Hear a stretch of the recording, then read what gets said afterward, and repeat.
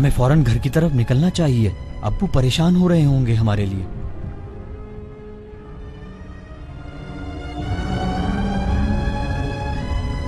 حضرت آدم علیہ السلام اپنے دونوں بچوں کو ایک جیسا پیار کرتے تھے، کبھی بھی دونوں کے درمیان فرق نہیں کیا، مگر قابیل کی حرکتیں دیکھ کر وہ سمجھ چکے تھے کہ اس کا دل شیطان نے حسد سے بھر دیا ہے۔ شیطان قابیل کو کمتری کا احساس اور اپنے بھائی سے نفرت کی آگ میں جلا رہا تھا۔ آدم نے دونوں کو ٹکراؤ سے بچانے کی کوششیں کی اور دونوں کو الگ الگ کام دیے۔ قابیل کے دل کی سختی کو ختم کرنے کے لیے اسے کاشتکاری کا کام سونپا۔ اسی طرح حابیل کی نرم شخصیت کو پروان چڑھانے کے لیے آدم علیہ السلام نے اسے بکریاں چرانے کا کام دیا، مگر شیطان نے قابیل کا پیچھا نہیں چھوڑا اور اسے مستقل بھڑکاتا رہا۔ قابیل، تم اچھا بننے کی جتنی چاہے کوشش کر لو، مگر تمہارا باپ ہمیشہ حابیل کو ہی پیار کرتا رہے گا۔ تمہیں حابیل سے چھٹکارا پانا پڑے گا اگر تم چاہتے ہو کہ تم سے محبت کی جائے، ورنہ آہستہ آہستہ اور لوگ بھی تم سے نفرت کرنے لگیں گے اور حابیل کی قدر و قیمت بڑھتی جائے گی۔ ایک دن حضرت آدم علیہ السلام نے اپنے بیٹوں کو بلایا اور ان سے کہا کہ اللہ ہمارا امتحان لینا چاہتا ہے، اپنی محنت کی کمائی کا بہترین حصہ اللہ کے راستے میں دے کر اس کی نعمتوں کا شکر ادا کرنا ہوگا۔ اس کے لیے آدم نے اپنے بیٹوں کو وہ جگہ دکھائی جہاں انہیں اپنا اپنا حصہ رکھنا تھا۔ میں اللہ کا شکر ادا کرتا ہوں کہ اسی نے مجھے تمام نعمتوں سے نوازا ہے۔ میں کیوں اپنا بہترین حصہ نکالوں؟ کتنی محنت کی ہے میں نے ان کی کاشت میں، لیکن اگر میں نے کچھ نہیں نکالا تو ابو مجھے مطلبی کہہ کر مجھ پر تنقید کریں گے۔ ہاں، ایسا کرتا ہوں کہ اگر میں اس میں سے پرانے اور گلے ہوئے پھل ڈال جاؤں تو کسی کو کیا پتا چلے گا؟ یہ ٹھیک ہے، اس طرح میں ابو سے کہہ سکوں گا کہ میں نے بھی حصہ دیا ہے۔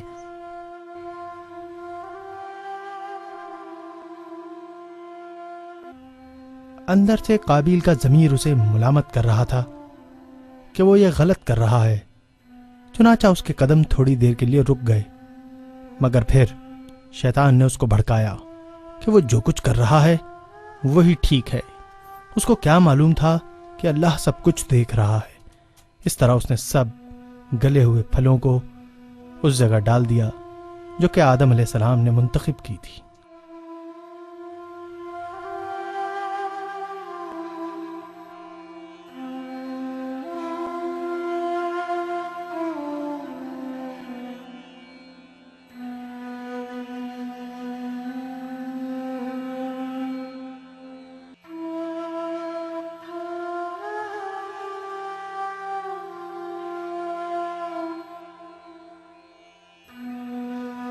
اے اللہ، یہ مال اپنی بارگاہ میں قبول فرما، مجھے معاف فرما اور ہم سب کو، میرے والد، والدہ، بھائی، سب کو نیک راہ پر چلا۔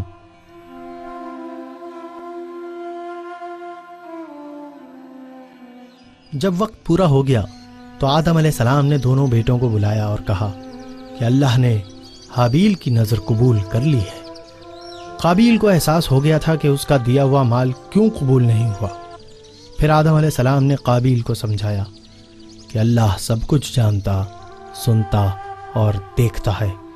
جو کچھ ہم کرتے ہیں، کہتے ہیں یا اپنے دلوں میں سوچتے ہیں، اللہ ہر بات کا علم رکھتا ہے۔ قابیل اپنے کیے پر بہت زیادہ شرمندہ تھا، لیکن شیطان نے اسے چین لینے نہیں دیا اور ایک بار پھر حملہ آور ہو گیا۔ دیکھا تم نے، ایک بار پھر تمہارے بجائے حابیل کو آدم نے منتخب کیا۔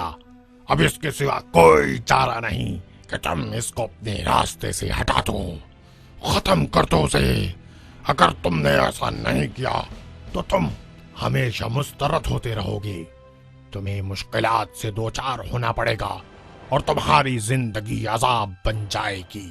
جاؤ، جا کے اپنے لیے سکون کا سامان کرو اور اب حابیل کو ختم کر دو خاموشی سے، ایسی جگہ جہاں تمہیں کوئی نہ دکھے۔ اٹھو، جلدی جاؤ۔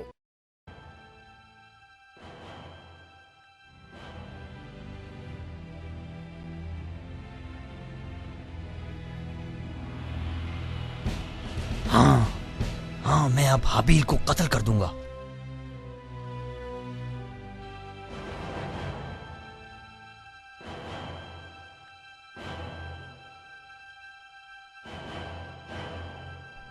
کیا تم پریشان ہو؟ جو کچھ ہوا اس کے لیے؟ مجھے اکیلا چھوڑ دو ابو کے لاڈلے، ورنہ میں تمہیں مار ڈالوں گا. مار ڈالو گے؟ قابل، یہ کیا مذاق ہے؟ تمہیں ایسی بات زیب نہیں دیتی. مذاق کون کر رہا ہے؟ میں واقعی تمہیں مار دینا چاہتا ہوں. کیا تم پاگل ہو گئے ہو؟ تمہیں معلوم ہے تم کیا کر رہے ہو؟ کیا تم میں اللہ کا ذرا بھی خوف نہیں؟ تم نے میری حیثیت ختم کر کے مجھے نیک بنا دیا ہے. قابل، ہم بھائی ہیں، اللہ کے عظیم پیغمبر آدم کے بیٹے ہیں، سمجھے کچھ؟ تم میرے بھائی نہیں ہو، تم دنیا میں میرے سب سے بڑے دشمن ہو، اور اب میں تم سے تنگ آ گیا ہوں. کیسی بات کر رہے ہو بھائی؟ میں نے تو ہمیشہ تمہارے لیے ایک اچھے بھائی ہونے کا ثبوت دیا ہے، اور اگر آج تم مجھے مارنے کے لیے ہاتھ اٹھاؤ گے تو میں تمہارے جیسا عمل نہیں کروں گا.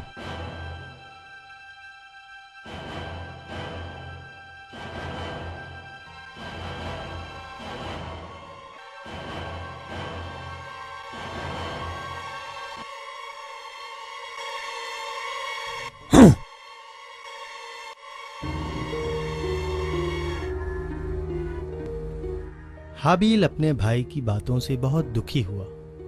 اس نے کبھی نہیں سوچا تھا کہ اس کا بھائی اس سے اتنی نفرت کرتا ہے. جب بھی حابیل پریشان ہوتا وہ کسی اونچے مقام پر جا کر سکون حاصل کرتا، مگر آج حابیل کو اپنا امن، سکون اور حفاظت سب کچھ کھویا ہوا محسوس ہو رہا تھا.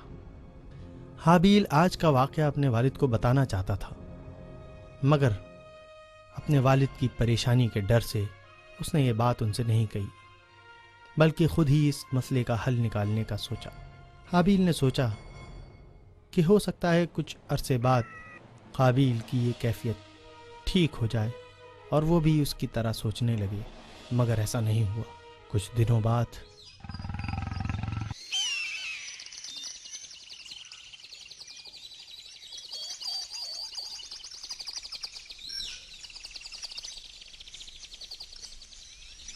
کیا تمہیں یہ آواز سنائی دی؟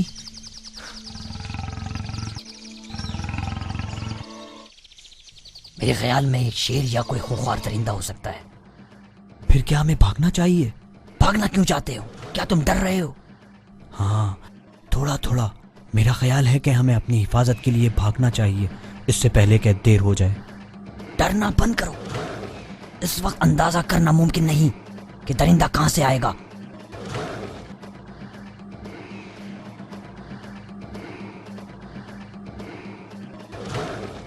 ہمیں فوراً کسی اونچی جگہ پر چلے جانا چاہیے. چپ ہو جاؤ اور مجھے دیکھنے دو. آواز کہاں سے آ رہی ہے؟ اوہ، یہ تو چیتا ہے. ارے واہ، اب تم دیکھنا کہ اصل شکاری کس طرح اس کا شکار کرتا ہے. اور آج کے بعد جنگل کا ہر جانور ایک نام سے کانپے گا، قابل شکاری. قابل، یہ کیا بے وقوفی کر رہے ہو؟ چلو، یہاں بہت خطرہ ہے. بزدل لڑکے، مجھے روکنے کی کوشش نہ کرو. کیسے ہو تم کو پتا ہے میں کون ہوں؟ قابل. پورا جنگل مجھ سے ڈرتا ہے. سن رہے ہو میری بات؟ اب میں تمہارے تیز دانتوں سے اپنے لیے ہار بناؤں گا اور تمہاری رنگ برنگی کھال سے میرے لیے نئے کپڑے تیار ہوں گے. میں جانتا ہوں کہ تم اپنے آپ کو بڑا طاقتور سمجھتے ہو، لیکن مجھ سے زیادہ نہیں. میں اس جنگل کا سب سے بہترین شکاری ہوں، اور آج تمہارے لیے خوش قسمتی کا دن نہیں ہے. سمجھے کچھ؟ میں ہوں عظیم شکاری قابل.